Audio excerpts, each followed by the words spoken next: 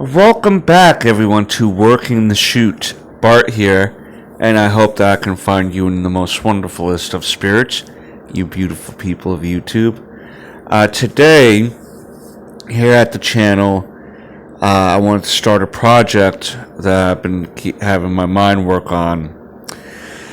And with Wrestlemania 39 in our rear view and WWE Backlash heading in our sights in a few weeks, I thought that maybe starting a review of every WrestleMania from WrestleMania 1 to now would be a pretty fun thing to start and see how the progression of WrestleMania has come from then to now.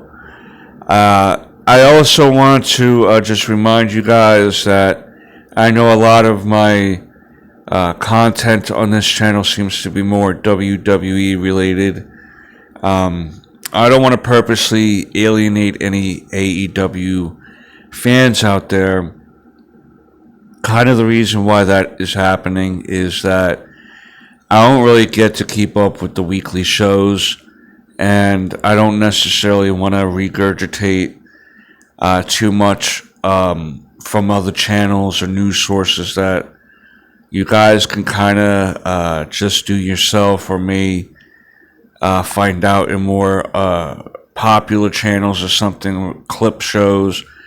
I want to be able to go through the nuance of what's going on with the stories from start to finish. I don't want to necessarily go into something that I'm not sure what the stories are trying to be, what it is that these characters, these wrestlers are trying to accomplish, with who they're going after, why. I want to be able to cover those nuances to that degree as much as I can. I want to be knowledgeable about what I'm talking about, and with AEW, being that I primarily do a lot of streaming services, I don't have cable offhand to really keep up with those shows.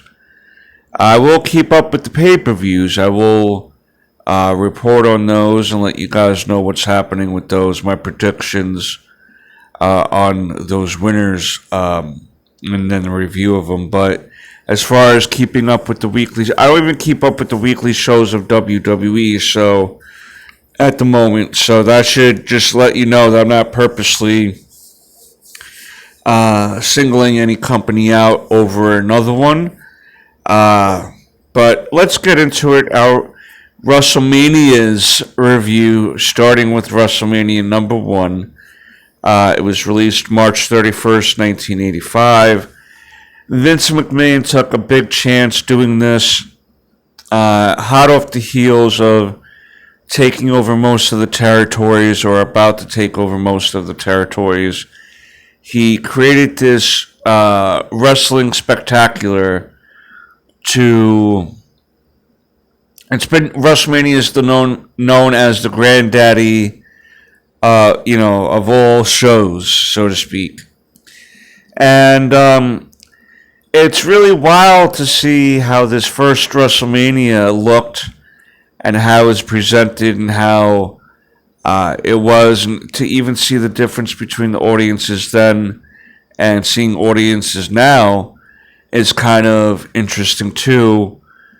With the audiences, I want to just point this out first before I get into the matches and results and stuff. Not saying that the audience members weren't involved in this, but I think that being this was the first one, there really wasn't much knowledge of what to even expect or anything like that. There was really no set design. There were some celebrity guests there, but it wasn't until the very end of the match. It wasn't like we have Billy Idol hosting, and then we have Cheech and Chong doing this, and I hear Snoop Dogg interviewing the guy. It wasn't like that. Definitely back then, it was a select few celebrities and they were used in more of the high points of the night. That more people, that's putting them into the stories, or the ether of that, because that's more why everyone's there, and so putting them with that is going to draw more eyes in, hopefully. For instance, Liberace, Billy Martin, and Muhammad Ali were all somehow involved with the main event of this WrestleMania, and the popularity of those artists and athletes may transfer over to WrestleMania. Cyndi Lauper also dealing with hanging out with Wendy Richter. It was kind of known as the Rock and Wrestling Connection at the time. Really trying to tap into that MTV audience at the time, trying to be cutting edge when it comes to the cable technologies and stuff like that at the time. Our announced team is Gorilla Monsoon with Jesse the Body Ventura.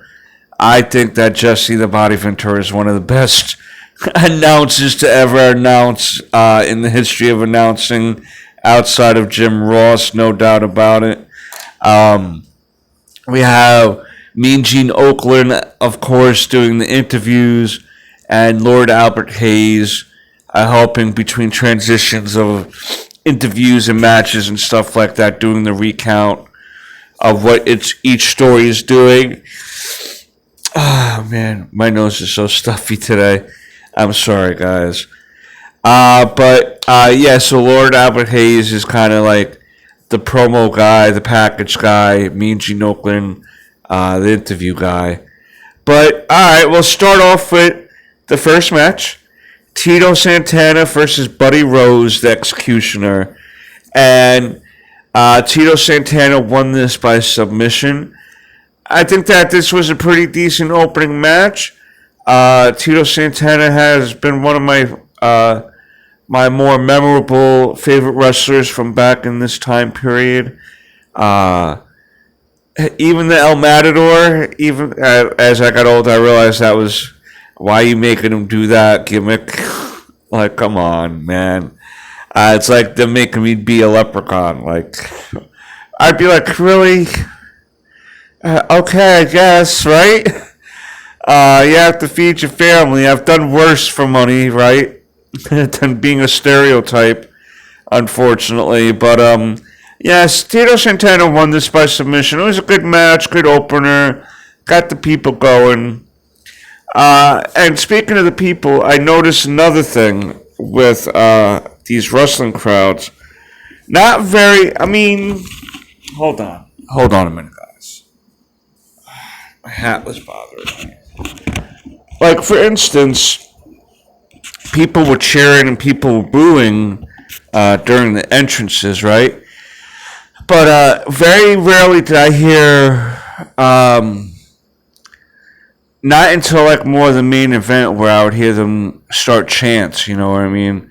Like when Mr. T was in the ring, a bunch of people were going, T, T, T, T. And things like that. That wasn't really more into the end of the night. The audiences didn't seem to really be into the chanting, or realizing that it just wasn't done, I guess, too much back then. But good match, good setup. Match 2, we see King Kong Bundy versus Special Delivery Jones. You know you want that special delivery in the back door of the Tinder Sauce donut shop if you order before 8 p.m. the night before to get a 1 p.m. Delivery the next day. Unfortunately, not an original joke. That has to go to heel versus babyface. If you don't know that channel, go check them out. But this was basically a squash match. But this created wrestling history, so to speak. King Kong Bundy winning in 9 seconds over Special Delivery Jones. I wasn't even... Like, I don't remember Special Delivery Jones at all growing up, so maybe that's more why it was a squash match. It wasn't until many decades later that I believe Kevin Nash had perhaps beaten that record, but I don't know if being that one was a title match and this was not a title match. I don't know if they consider that separate records. But you can't get any more of a squash than this. 9 seconds, King Kong Bundy on top via pinfall. Next match that I thought was pretty good. Ricky Steamboat versus Matt Bourne. Both did really good in the ring. They both kept up with each other. But of course, again, Ricky Steamboat being the Dragon. Great wrestler. Great wrestler, great. Come on. Sorry, guys.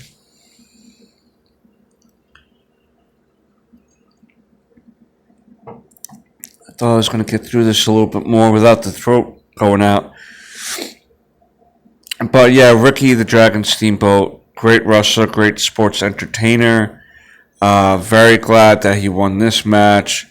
Like I said, via pinfall.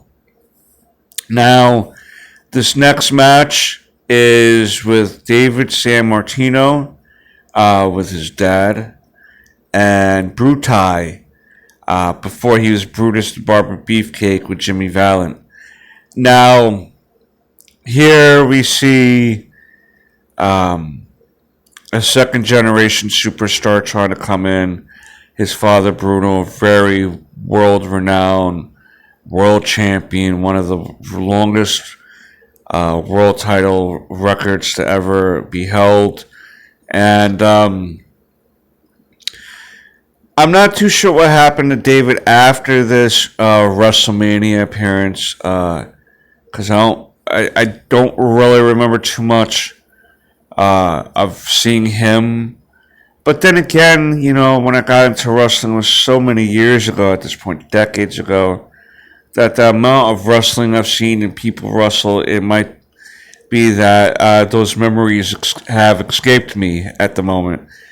But this one ended up ending in a double disqualification because I guess the history of Jimmy Valiant and Bruno, you didn't want either one of them to really suffer a loss, so to speak, even though they were their managers. So they kind of ended this in a double count out. No one wins, no one loses. Interesting match. David was pretty good, but at that time of his career, he was not as fluid as his father was. He clearly was in the ring because of his father's name. He kind of probably needed a little bit more fine tuning, but hey, you know what I mean? Nothing beats experience like experience, you know what I mean? So take that as you will. I feel like maybe he should have not as fine-tuned as his dad, but maybe I'm just looking at something different. Next match is JYD versus Greg the Hammer Valentine for the IC title, right? Wait, let me make sure this is for the IC title, that I'm not talking out my butt. Yes, it is for the IC title. The Hammer was the IC title holder beforehand, and I like how back then when they showed the graphic for it, it was the words Inter and Continental are separated, but today they got rid of that little dash, just combined it.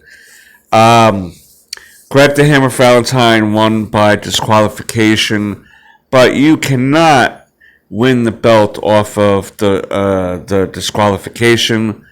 So the Hammer retains his Intercontinental Championship, and JYD, it just sits there and still is adored. Still came out strong, but no gold for the JYD today. That was to me, that was my more disappointing match. I would have liked to see JYD get the gold, but I digress. There ain't much you can do about it now, right? Uh, Number 6, Rotunda and Wyndham versus Iron Sheik and Nikolai Volkov with Classy, Freddie Blassie. I know how to talk. Do you know how to talk? Rotunda and Wyndham were with Captain Lou Albano. They were the tag team champions of the world, going against, like I said, the Iron Sheik and Nikolai Volkov.